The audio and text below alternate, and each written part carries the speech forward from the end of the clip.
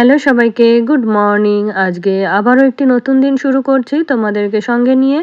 আশা করছি তোমরা সকলে খুব ভালো আছো আর আমরাও বেশ ভালো আছি। আজকে বারটা হলো মঙ্গলবার আর এখন ঘড়িতে বাজছে ওই ৯টা মতো।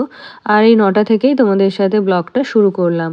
তো এই যে রান্নাবান্না সব কমপ্লিট হয়ে গেছে, হাজব্যান্ডও খাওয়া দাওয়া করে অফিসে বেরিয়ে গেছে।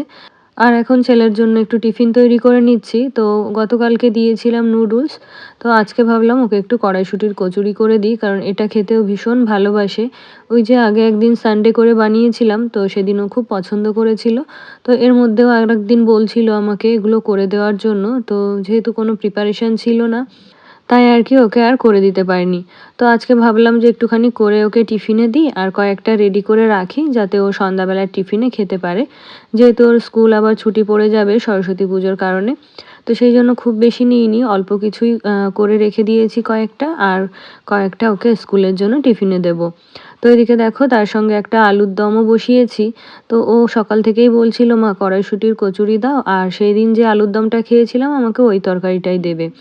তো সেই জন্যই আর কি একটা নিরামিষ ওই আলুর দম বসিয়েছি। তো আলুটা আগে সেদ্ধ করে মানে প্রেসার কুকারে একটা সিটি দিয়ে নিয়েছি। তারপরে আর কি ঘরে যে বাটা মশলাটা ছিল আদা জিরা লঙ্কা বাটা, সেটা দিয়েই আর কি ওটাকে বসিয়ে দিয়েছি। আর আলুটা যেহেতু সেদ্ধ সেই জন্য রান্না হতে খুব একটা সময় লাগবে না। তো এদিকে দেখো তরকারিটা প্রায় হয়ে এসেছে, আর ওদিকে কড়াইশুঁটির দুটো কচুরিও আমি ভেজে নিয়েছি। তো দুটোই দিচ্ছি, কারণ বেশি দিলে একদমই খেতে পারবে না, শুধু শুধু নষ্ট করবে। তো এই যে এগুলো ওকে এখন টিফিনে দিয়ে দেবো। তো যেহেতু টিফিন বক্সের মধ্যে খাই ছোট্ট জায়গায়, তো ছিঁড়ে খেতে অসুবিধা হবে, তাই সবসময় রুটি পরোটা বা লুচি যদি দিই আমি কখনো, তাহলে এইভাবে কেটে ছোট করে পিস করে দিই, যাতে ওর খেতে সুবিধা হয়। তো এদিকে দেখো ওটাকে গুছিয়ে দিলাম, আর ওই তরকারিটাও দিয়ে দেবো। তরকারিটা একটু মিষ্টি মিষ্টি করেছি, ও খেতে পছন্দ করে। আর ওর পছন্দের দুটো গুজিয়া দিয়ে দিলাম। তো এই গুজিয়াগুলো আমার হাজবেন্ডও খেতে পছন্দ করে, আর সেই থেকে আমার ছেলেও বেশি পছন্দ করে খেতে। আর আমার কিন্তু ওগুলো একদমই ভালো লাগে না। তো তারপরে দেখো ছেলেকে গাড়িতে তুলে দিয়ে এসেছি, আমি সকালের খাওয়া দাওয়া করে নিয়েছি। তারপরে তোমাদের সাথে দেখা হচ্ছে। তো অনেক দিন থেকেই আমার এই ঘরের বেডশিটটা চেঞ্জ করা হয়নি, তাই ভাবলাম আজকে ভালো করে বেডশিটটা চেঞ্জ করে দিই। আর নমিতাদি গতকালকে কাজে আসেনি, তো সেই জন্য গতকালকে ঘরদোর আর কি মোছা হয়নি কিছুই। বাসনগুলো আমি নিজেই ধুয়ে নিয়েছিলাম। তো আজকে যেহেতু আসতে পারে, তাই আর কি ভালো করে ঘরটার বিছানাগুলো ঝেড়ে দিচ্ছি। কারণ ওই যে একদিন মোছা হয়নি, আর আজকেও যদি মোছা না হয় তাহলে ঘরটা একেবারেই নোংরা হয়ে যাবে।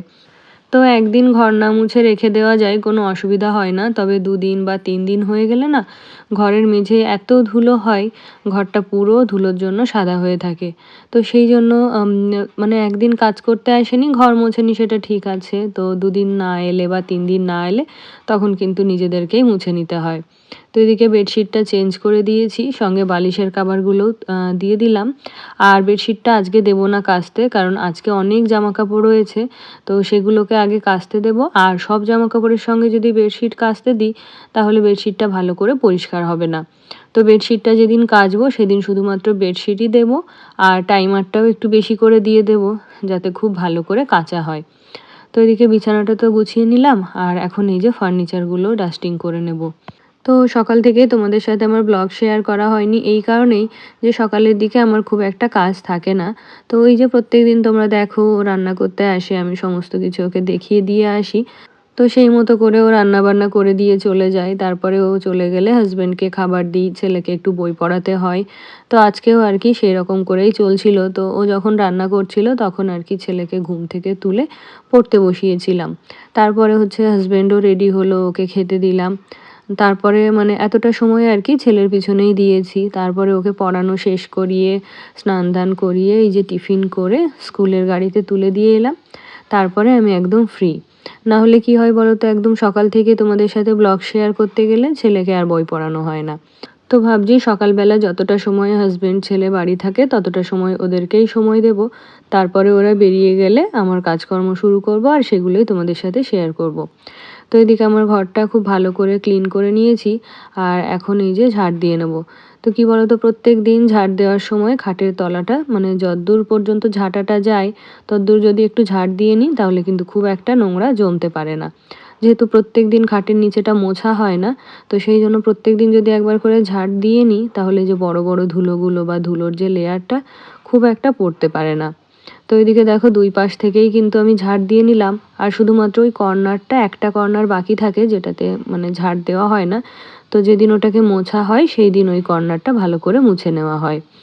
তারপরে এখানে কিছু জামাকাপড় ছিল আগের দিনের, তো এখানেই মেলে দিয়েছিলাম আর ছাদে নিয়ে যাওয়া হয়নি। কারণ আগের দিন জামাকাপড়গুলো ধুতে অনেক বেলা হয়ে গেছিলো তো। তো তখন যদি আবার ছাদে দিয়ে আসতাম তাহলে সেগুলো শুকোতও না। তো দুবার করে আমাকে ঘরে তুলে এনে আবারও সেগুলোকে মেলে দিতে হতো। তাই আর কি এগুলোকে ঘরেই মেলেছিলাম। তো জামাকাপড়গুলো এখন গুছিয়ে জায়গা মতো রেখে দেব। তারপরে বাকি কাজগুলো গুছিয়ে নেব। আর জানো তো আজকে একটা এক্সট্রা কাজ রয়েছে, যেটা হলো আমার রান্নাঘরের চিমনিটা পরিষ্কার করতে হবে। তো উপরে রান্নাবান্না করছি তো 6 মাস হয়েই গেছে, তারও আগে থেকে কিন্তু চিমনিটা আমার পরিষ্কার করা হয়নি। তো যারা সার্ভিসিং করে তাদেরকে বললে হয়তো করে দিয়ে যেত, তবে ওরা ওই ১,০০০-১,২০০ টাকা নিয়ে যেত। তাই এই চিমনিটা সবসময় আমি নিজেই পরিষ্কার করে নিই। আর যেহেতু এটা অটো ক্লিন তো সেই জন্য খুব একটা ঝামেলা হয় না। ওই অয়েল কালেক্টর ট্রেটা খুলে নিলে আর চিমনির বাইরেটা একটু ভালো করে পরিষ্কার করে নিলেই চলে যায় ঝামেলা। তো সেই মতো করেই আর কি অটো ক্লিন করে নিই। সমস্ত কিছু আর কি ওই অয়েল কালেক্টর ট্রের মধ্যে জমা হয়ে যায়। তারপরে ওগুলোকে ক্লিন করে নিলেই হয়ে যায়। তো এই কাজটা একটু সময় সাপেক্ষ, তবে একবার যদি পরিষ্কার করে নিতে পারি তাহলে ৩-৪ মাস বেশ নিশ্চিন্তে থাকা যায়। তো তাই ভাবছি ঘরের যতটুকু কাজ আছে গুছিয়ে নিয়ে তারপরে যাব রান্নাঘরে। তো চলো এবারে তোমাদের কিছু কমেন্ট পড়ে ফেলি। তো আমার গত ভিডিওতে কমেন্ট করেছিল তৃষ্ণা সাহা দিদিভাই, তো জানতে চেয়েছে, তো লিখেছে যে অ্যাবাকাস থেকে ছেলেকে আমি আনতে যাইনি কেন? হাসব্যান্ড না গেলে আমি তো ওকে নিয়ে আসতে পারতাম। তো কি বলো তো দিদিভাই, আমি যাই না সেরকমটা না, আমি আগে পরে কয়েকবার গেছি। তবে এই ঠান্ডা পড়েছে যবে থেকে, তবে থেকে ছেলে কিন্তু একদমই অ্যাবাকাসে যেতে চাইছে না। তো এই ঠান্ডার মধ্যে ঘুম থেকে তুলে ওকে একটু জোর করেই বলতে গেলে পাঠানো হয়। তাই ওই একটা দিন ছেলেও যেহেতু যেতে চাইছিল না, তাই আর কি জোর করে ওকে পাঠাইনি। তো তারপরে দেখো ওই ঘরটা গুছিয়ে এই যে রান্নাঘরে চলে এলাম। আর ওই যে বলছিলাম না চিমনিটা প্রায় ৯-১০ মাস হয়ে গেল পরিষ্কার করা হয় না। তো দেখো এই ট্রের মধ্যে কতটা তেল জমেছে। আর এগুলোকে এখন পরিষ্কার করতে আমার প্রায় ঘন্টাখানেক সময় লেগে যাবে। কারণ এই তেল তো কিছুতেই ছাড়তে চায় না।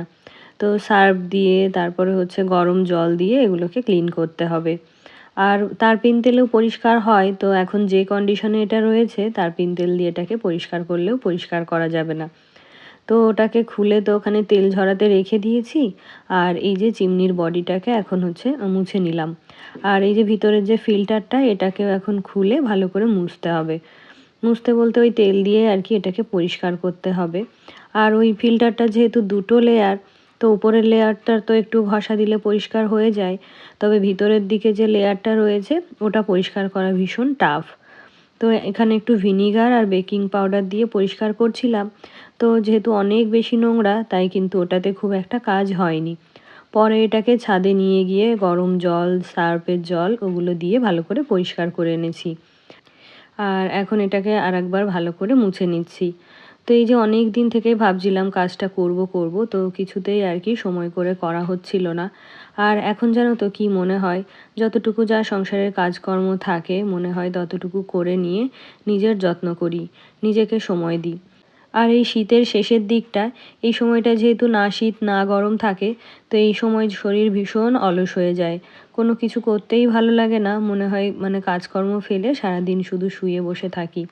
তো তারপরে দেখো রান্নাঘরের কাজ গুছিয়ে এদিকে চলে এলাম। তো ওই যে কিছু জামাকাপড় ছিল সেগুলোকে এখন কাচতে দিয়ে দেব। আর ওই যে বলছিলাম যে বেডশিটটা সব জামাকাপড়ের সঙ্গে দেব না, তাহলে ভালো পরিষ্কার হবে না, তো বেডশিটগুলো আলাদা করে কাচতে দেব। আর তৃষ্ণা সাহা দিদিভাই আরও জানতে চেয়েছে যে আমাদের এখানে ডাস্টবিন আসে কি না। তো হ্যাঁ গো, ডাস্টবিন আসে। আর ওগুলো যেহেতু রাতের বাসি এঁটো কাটা ছিল, তো ওগুলোতে আমি হচ্ছে গাড়িতে দিই না। আমার গত ভিডিওতে আরও কমেন্ট করেছিল মিষ্টু ভদ্র আইডি থেকে, তো লিখেছে গিফটটা খুব সুন্দর হয়েছে। তো অনেক ধন্যবাদ তোমাকে। আর নামটা তো ভীষণ সুন্দর, তবে জানি না এটা তোমার নাম নাকি মেয়ের নাম।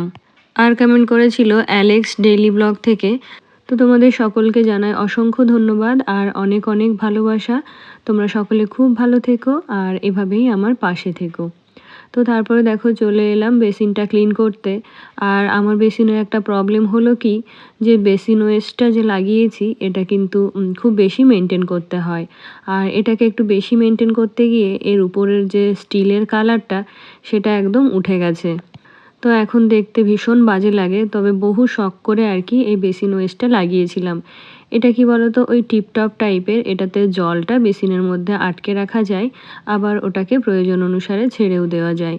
তো সেই রকমভাবে একটা ইউনিক বেসিন ওয়েস্ট আমি লাগিয়েছিলাম।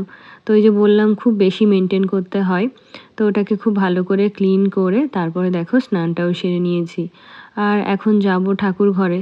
তো ঠাকুর ঘরের ব্লগগুলো না এখন ডিটেলে তোমাদের সাথে শেয়ার করি না, ওই শর্টকাটে আর কি তোমাদের সাথে শেয়ার করি। তো আজকেও যেন তো নমিতাদি কাজ করতে আসেনি।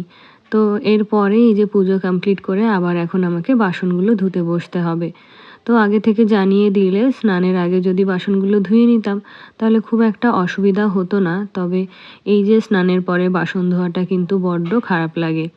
তো তারপরে তোমাদের সাথে দেখা হচ্ছে সন্ধ্যাবেলাতে। এদিকে হাজবেন্ডও অফিস থেকে ফিরেছে। তো অনেক দিন বাদে আজকে কিছু ফল এনেছে। তো তোমরা তো দেখতেই পাও ফলের ঝুড়িটা আমার খালিই থাকে। তো বেশ কয়েকদিন পরে এই যে ফলগুলো এনেছে, তাই এখন এগুলোকে সাজিয়ে রাখছি। আর আগে এসে এই যে চিকেন পকোড়ার প্রিপারেশনটা করে গেছিলাম। তো বেশ কয়েকদিন ধরে ছেলে বলছিল চিকেন পকোড়া খাবে। তো এটা ওই গত সপ্তাহেই আনা হয়েছিল চিকেনটা। তো করব করব করে আর কি করা হচ্ছিল না। তো আজকে সময় করে সেটা করেই ফেললাম।